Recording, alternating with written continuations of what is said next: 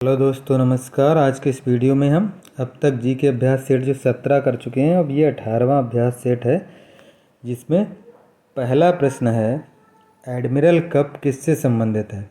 Admiral cup जो है हमारा, ये नौकायन से संबंधित है। नौकायन प्रतियोगिता जो होती है उससे संबंधित है हमारा एडमिरल कप।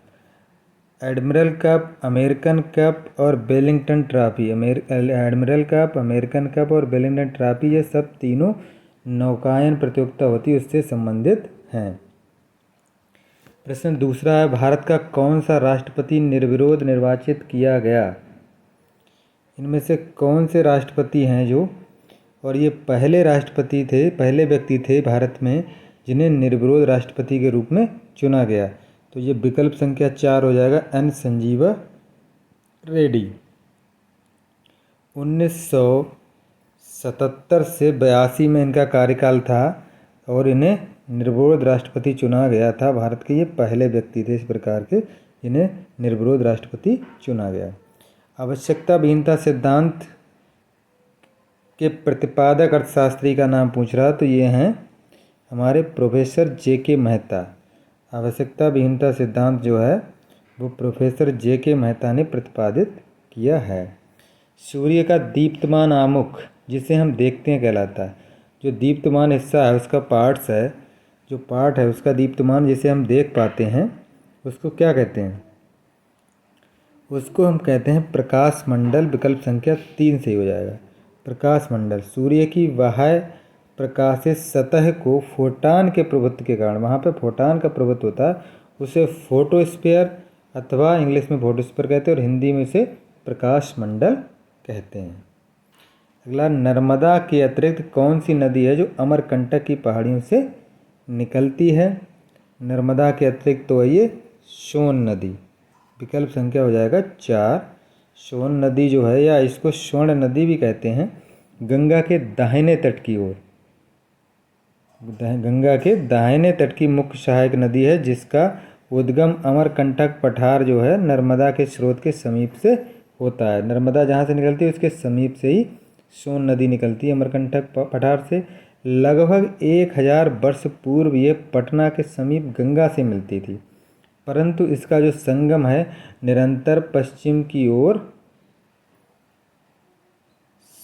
सरकता जा रहा है, पश्चिम की ओर सटता जा रहा है, पश्चिम की ओर बढ़ता जा रहा है, पश्चिम की ओर जा रहा है, बढ़ते हुए उसकी तरफ सरक रहा है पश्चिम की ओर। कब अग्नि ज्वलनशील नहीं होती। हमारे वायुमंडल में ऑक्सीजन लगभग 20 से 21% है, और अगर वायुमंडल में ऑक्सीजन 15% से कम है तो गैस जो भी अग्नि होगी वो ज्वलनशील नहीं होगी, अग्नि वहाँ पे नहीं जलेगी। अगर ऑक्सीजन का लेवल 15% से कम हो जाएगा तो आग नहीं जलेगी, और जैसे ही 15 से ऊपर उसका लेवल हो जाता है वैसे ही अग्नि वहाँ पे ज्वलनशील हो जाती है।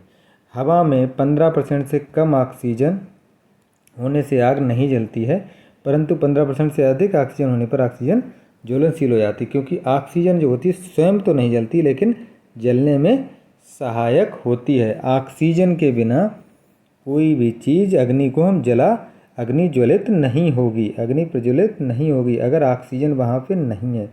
इसीलिए हम किसी दीपक को या कोई लैंप है, कोई चीज़ है उसको जल रही है, अगर उसको हम कवर कर देंगे ऊपर से तो वो बुझ जाती है, बंद हो जाती है। क्यों? क्योंकि उससे ऑक्सीजन सप्लाई बंद हो जाती है। जब तक उसके अंदर की जो ऑक्सीजन है वो लेती रहेगी, जब तक वो जलती रहेगी, उसके बाद वो बुझ जाएगी। अगला, 7 ब्रिटिश शासन को भारत से उखाड़ फेंकने के लिए इनमें से किसने फ्रांसीसियों की मदद मांगी थी। किसने, जो इनमें कौन सा था जिसने फ्रांसीसियों की मदद मांगी थी, तो ये थे टीपू सुल्तान। विकल्प संख्या हो जाएगा 4। टीपू सुल्तान ने फ्रांस की क्रांति में रुचि दिखाई थी और श्रीरंगपट्टनम में स्वतंत्रता का वृक्ष लगाया, यानी स्वतंत्रता की वहाँ शुरुआत हुई। वह जैकोबिन क्लब का सदस्य भी बना तथा अंग्रेजों से युद्ध के लिए उसने नेपोलियन जो फ्रांस का था उससे सहयोग मांगा था। निम्नलिखित में से किससे सर्वाधिक ऊर्जा प्राप्त होती है। प्रकाश दे रखे हैं 3, लाल, नीला, हरा, पीला, तो इसमें से ऊर्जा सबसे ज़्यादा किससे प्राप्त होती है, तो नीले प्रकाश से। नीले प्रकाश से सबसे ज़्यादा ऊर्जा प्राप्त होती है, जिसकी वेवलेंथ सबसे कम होगी, उसकी ऊर्जा सबसे ज़्यादा होगी।